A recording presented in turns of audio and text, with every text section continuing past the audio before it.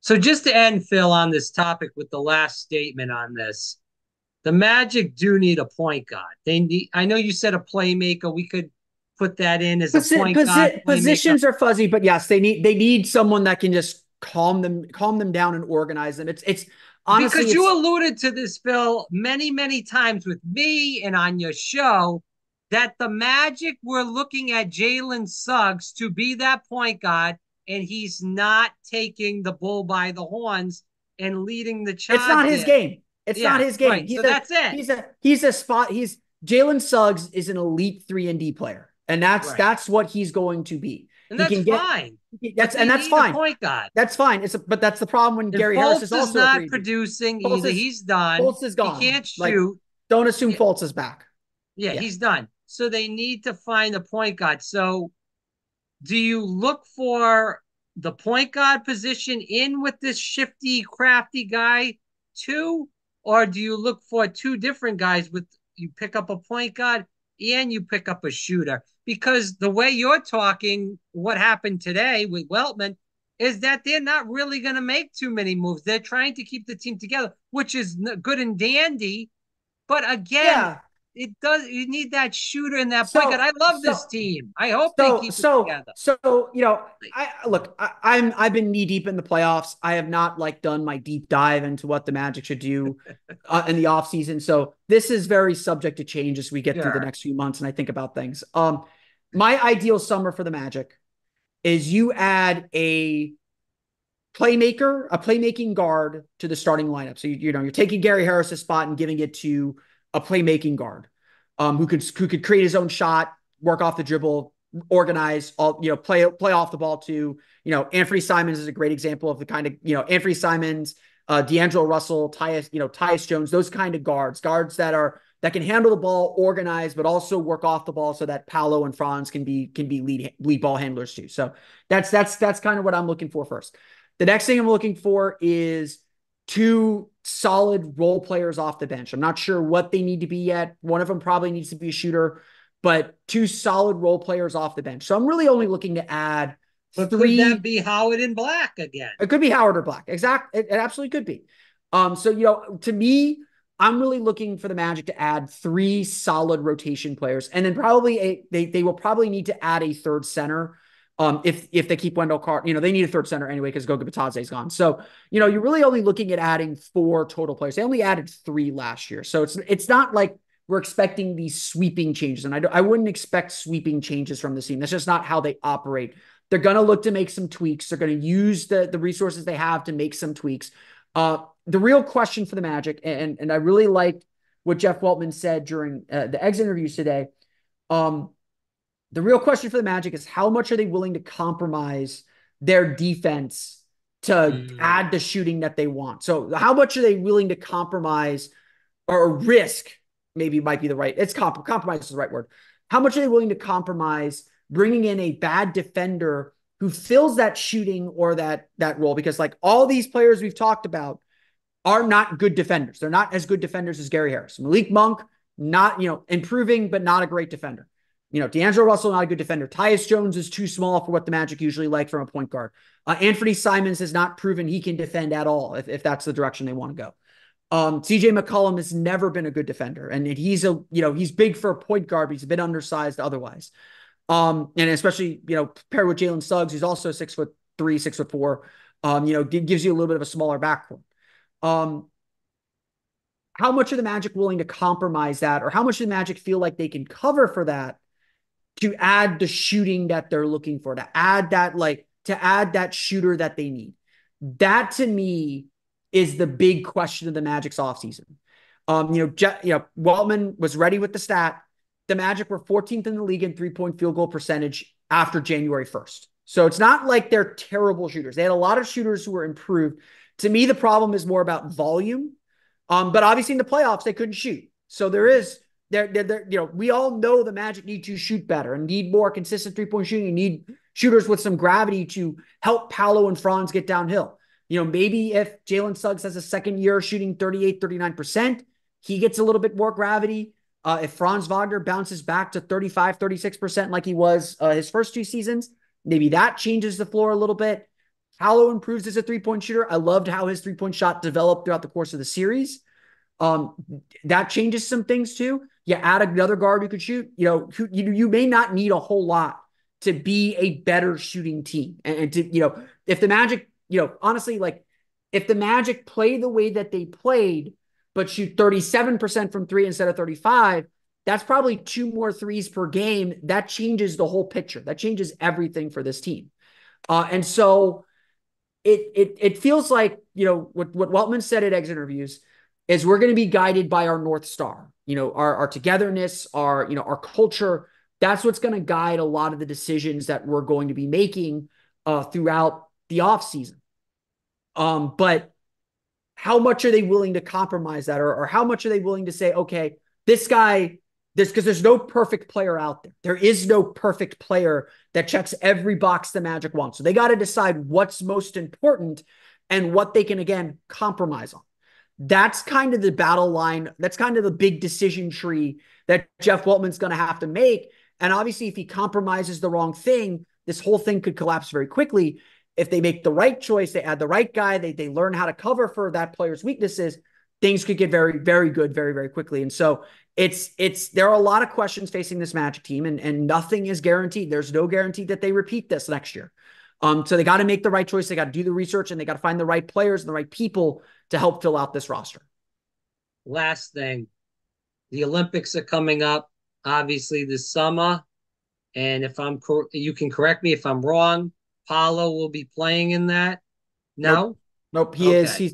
He's doing. I mean, unless he was on the team, right? He was on the team last year, but LeBron, Curry, Durant, Embiid, they're all joining. The only two players from last year's World Cup roster that are on this year's Olympic roster are Anthony Edwards and Tyrese Halliburton. Okay. Paolo, I believe, is going to be doing training camp with them. So he's still like in the group. He's still kind of in the player pool. But he's not traveling. But he's not going to the Olympics, at least at this point. Now, Joel Embiid's knee was really messed up. We saw how bad it was during the playoffs. He really wants to play. I don't think he's going to back out of the Olympics. He chose the U.S. over France quite controversially. But I think that he'll end up playing. But Paolo's going to be one of the two. Franz and Mo are playing. Franz and Mo are slated to play. Yes. So let's talk about that. If they do play like they are supposed to play, obviously that's good for them because they are playing against the top talent of the world. It's more reps for them. But is that also a problem, Phil, that they could get more burned out? They already played, I believe, 89 games. Yeah. And they're going to be playing probably close to 100. I don't think it'll be a problem.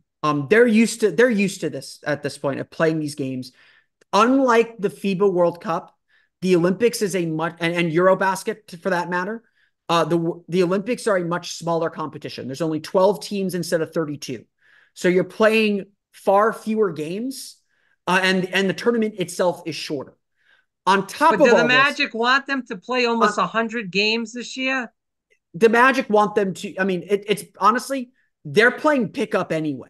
It's better for them to play organized basketball with coaching and people watching over them. And the Magic send their people to watch over them too. It's better for them to do that than to play pickup in some random gym where they don't know what's going on.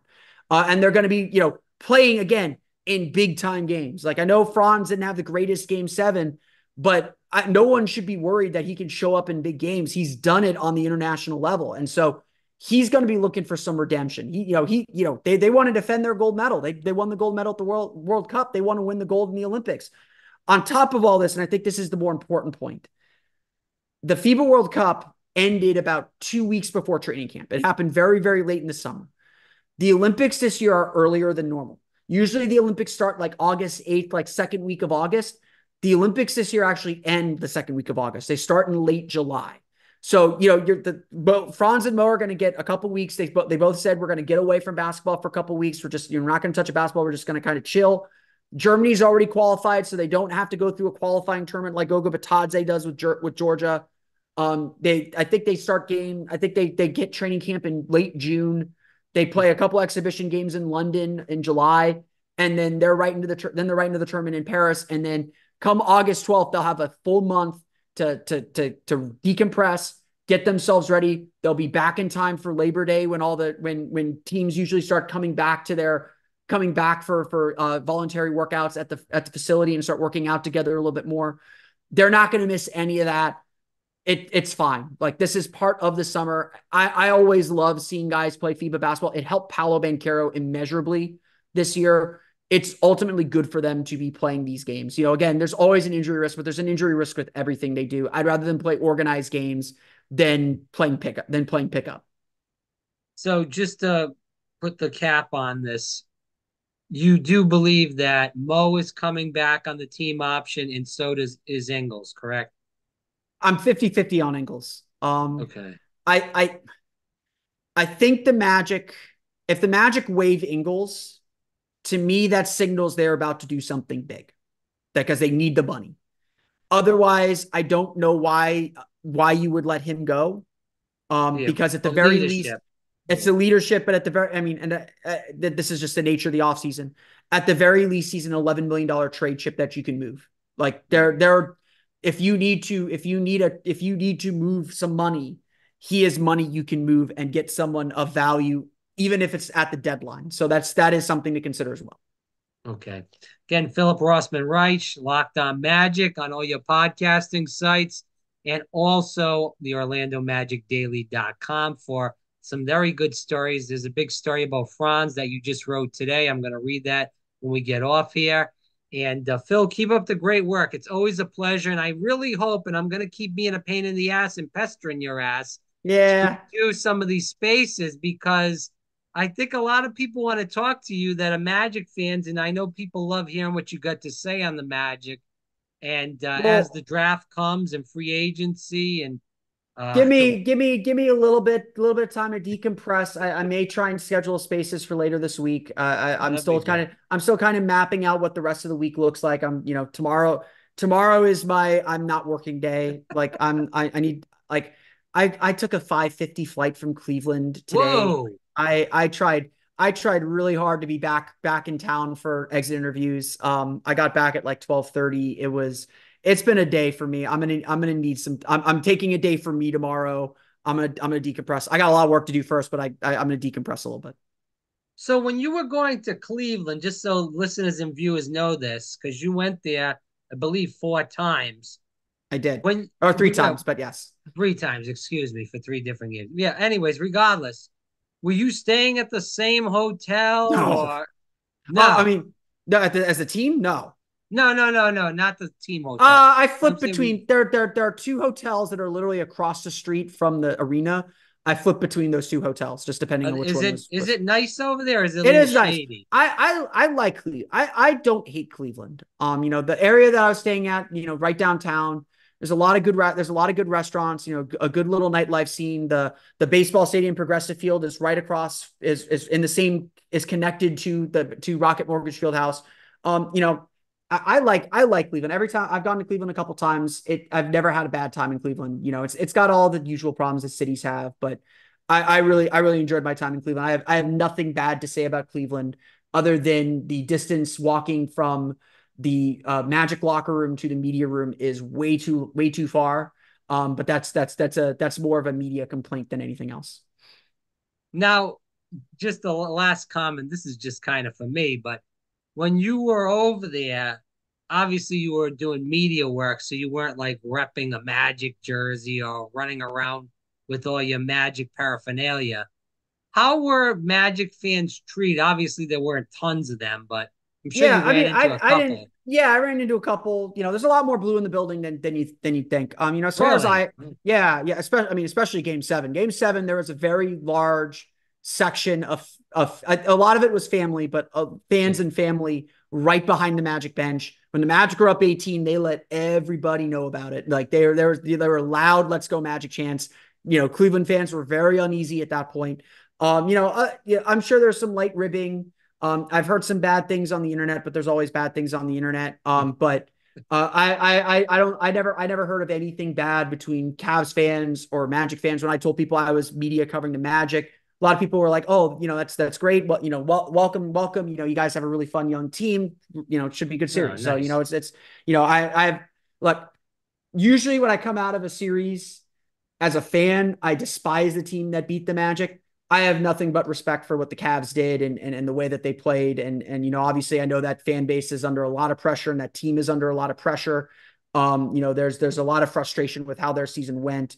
But they were, everyone I talked to on the Cleveland side was nothing but gracious and nothing but welcoming to me as a media member from Orlando. And I haven't heard much.